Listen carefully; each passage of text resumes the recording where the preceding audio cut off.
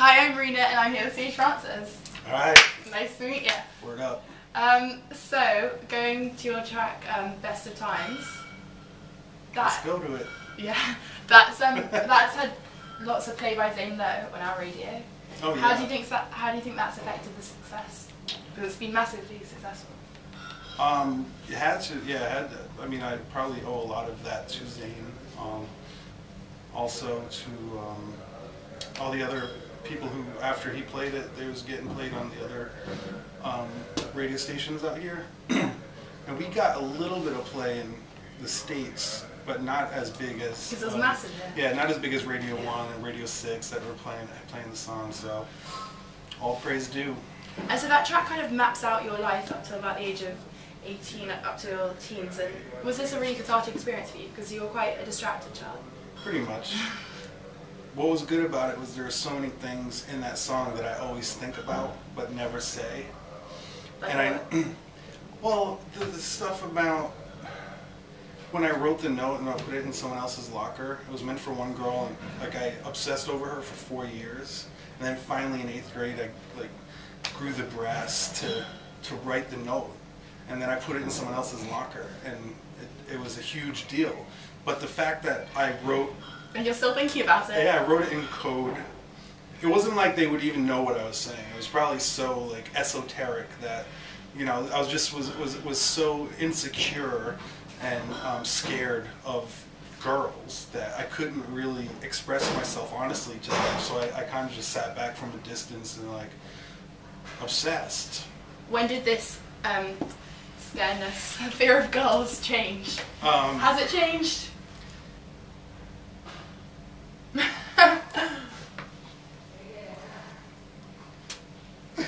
Yeah, I don't know. I think I stopped caring about everything in life.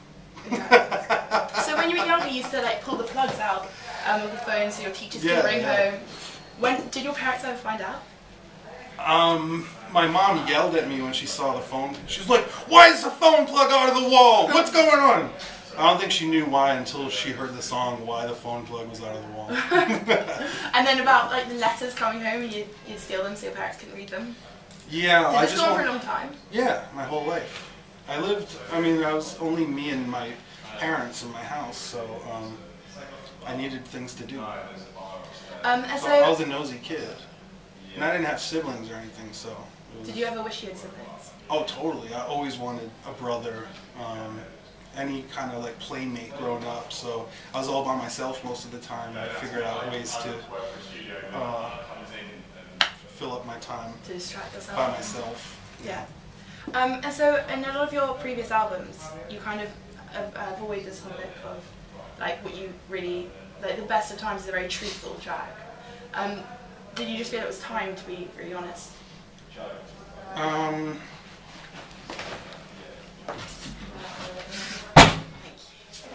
I'm easily distracted.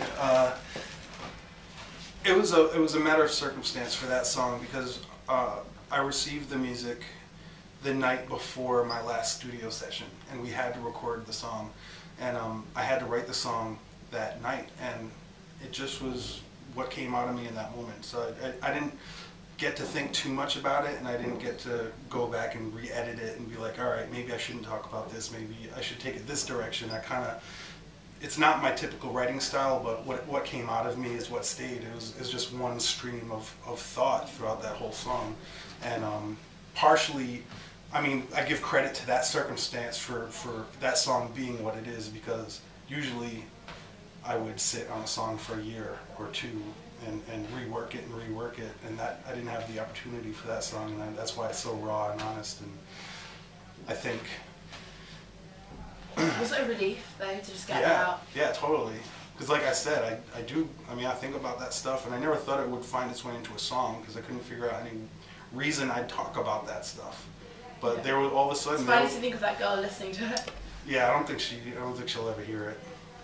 So you won Battle Rapper 2 years in a row. Was it Scribble Jam? There was this... Are you still battle rapping? No.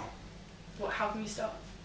Because it's too much pressure, and I've said. It was a great achievement winning 2 years in a row. I've said too much about myself in my music that there's too much fodder out there for the other battle rappers. So you're an independent hip hop artist. your lyrics are really intellectual, and also you boycott wearing things like Nike, things with labels. Where did this passion kind of arise from? Well, I wear some things with labels. I got a Dickies, and this isn't an endorsement of Dickies, but Free Dickies tomorrow! I did get free Dickies. That's incidental to this conversation. Oh, really? But it's because it's like I like their shirts, so, and they're a pretty ethical company. But I started thinking about all that stuff because everyone where I'm from, and I'm guessing it was the same here, but everyone was wearing these like huge labels. It was Polo, or it was Nautica, or Fubu, or whatever company, Nike, Adidas. It was always like, I was always seeing logos, and I'm like, why are you endorsing this company? Like, what's so great about that? Are they paying you to represent them everywhere and be the walking billboard? And that annoyed me. I never wanted like someone else's name or logo that I didn't care for. If I don't care about them, why am I representing them to the public? As if that raised my status level somehow. And the more and more I thought about it, the more like obsessive I became about that idea. Like then it came to a point where I couldn't ever wear anything with any kind of logo on it. And I started thinking more about how these products are made, why they're worth so much to us as humans, like how we think our value is raised when we wear certain types of clothing, and why that is. And it's interesting. Did you do some research? Did you find some shocking statistics or anything? Well, yeah. Eventually, and this was further down the line, but eventually I started a website called nomore.org with a guy named B. Dolan, who I do a lot of songs with, and we're touring together. And he came up with this idea for nomore.org, where we would give a breakdown of every corporation. We would give their rap sheet, and we would like clearly explain what each company's worker rights situation is like, what their environmental concerns are, just a litany of stuff. Their rap sheet is available to the public so that people can make educated decisions when purchasing items, when supporting things. And you know, we did a full breakdown of American Apparel, which is something that I continue to talk about to this day, because what's so weird about it is like their advertising caters to like perverted old men, as far as I'm concerned. But there's never old guys in like American Apparel. It's all like young, pretty girls. Like, yay! Like, how does it like mentally? The psychology of advertising is really interesting to me. It's really funny you bring up No More Dog, because actually last week I interviewed Dana Saki versus Scroobius Pit, and they were saying that they boycott Nestle and Coca-Cola. And they were in that interview saying, they were flagging the website saying No More.org. Right. That's how I met them, and we put out their record in the States, and that's how I met them, because they name dropped the whole Nestle Coca-Cola thing. They feel really strongly about it. Song. Yeah, they never drink Coca-Cola. Yeah. Well, they're more hardline than I am, because if there's, you know, sometimes I will drink a Coca-Cola, or there's a lot of Coca-Cola products that, and that's what I like about No More too, where it tells you because the big corporations, the conglomerates, they own so many different companies. So the stuff you wouldn't think about that are actually Coke products are Coke products or Nestle products.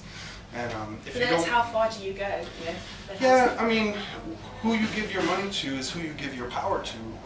And to be aware of that is pretty important in a capitalist society. So without a website like nomore.org, I would have figured there already was one out there. Yeah. Like, why wouldn't people want to know that stuff? It's really great you set it up. So what are the companies which you feel are the most powerful, have the most influence over people that you feel really strongly towards? Sorry, that was a few questions on one. in regard, like, just corporations in general? Yeah, that are really powerful. That influence us. That influence us.